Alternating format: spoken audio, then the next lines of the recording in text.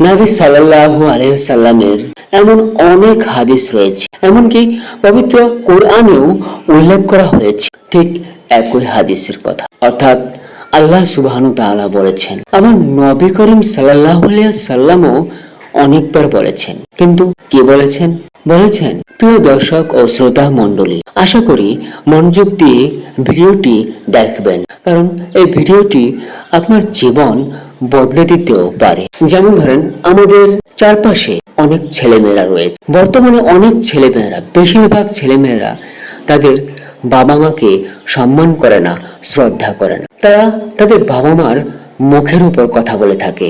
ঠিক এই উদ্দেশ্যে আমার ভিডিওটা করা, যাতে আমি তাদেরকে বোঝাতে পারি, তোমরা কখনো তোমাদের বাবা মার সাথে উচ্চ স্বরে কথা বলো না, কখনো তাদের কষ্ট দিও না। যদি দাও, তাহলে তোমরাও একদিন বুঝবে যখন তোমরা ঠিক তাদের মতোই বাবা মা হবে। নবী সাল্লাল্লাহু আলাইহি ওয়াসাল্লাম অনেক হাদিসেই উল্লেখ করেছেন, বাবা মাকে কষ্ট দেওয়া উচিত না। যারা বাবা মাকে কষ্ট দেয় তাদের জন্য আল্লাহ তাআলার পক্ষ থেকে সব ধরনের ইবাদত ও বন্দেগী, জিন্দেগি সবকিছুই হারাম করা হয়েছে। তাদের কোনো কিছুই আর আল্লাহ তাআলার কাছে কবুল হবে না। বাবা মা এমন একটি নীরব ও আশ্রয়কান, যারা অসহায়ত্বের সময় সন্তানদের আশ্রয় দিয়ে থাকেন, ধীরে ধীরে বড় করতে থাকেন।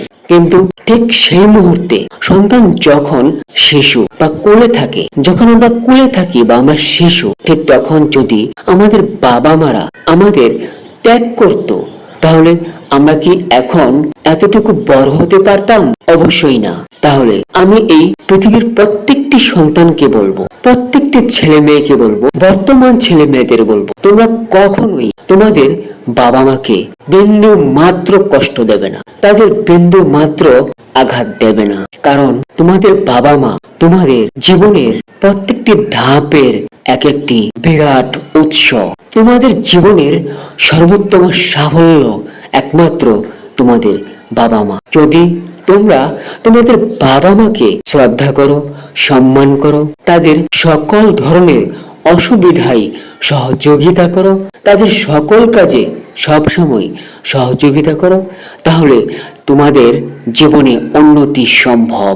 আল্লাহ সুবহানাহু ওয়া তাআলা পবিত্র কোরআনেও অনেকবার উল্লেখ করে যে বাবা মাকে কষ্ট দিও না। যদি তা করো, তাহলে তোমাদের জন্য জাহান্নাম নিশ্চিত করে নিলে। এমনকি নবী সাল্লাল্লাহু আলাইহি ওয়াসাল্লাম তিনিও বলেছেন, একমাত্র তোমার মায়ের পায়ের নিচে তোমার জান্নাত। তুমি যদি জান্নাত পেতে চাও, তাহলে তোমার মাকে সর্বোত্তম শ্রদ্ধা করো, তোমার বাবাকেও তারপর সর্বোত্তম শ্রদ্ধা করো। তবে আমি মনে করি এই পৃথিবীর সর্বোত্তম শ্রদ্ধার যোগ্য একমাত্র তোমাদের মা ও বাবা।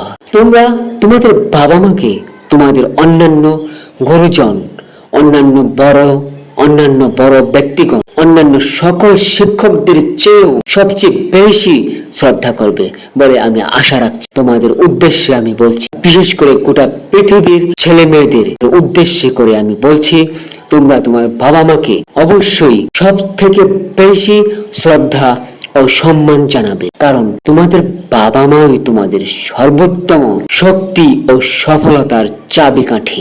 আমি তোমাদের উদ্দেশ্যে আর কিছুই বলতে চাই না। আমি সমাজে এটা দেখেছি যে বর্তমান ছেলেমেয়েরা বাবা মার সাথে দুর্ব্যবহার করে আসছে। ঠিক এই উদ্দেশ্যে আমি ভিডিওটা করলাম, যাতে প্রত্যেকটি ছেলে মেয়ে তাদের বাবা মার সাথে উত্তম ব্যবহার করতে পারে বলে।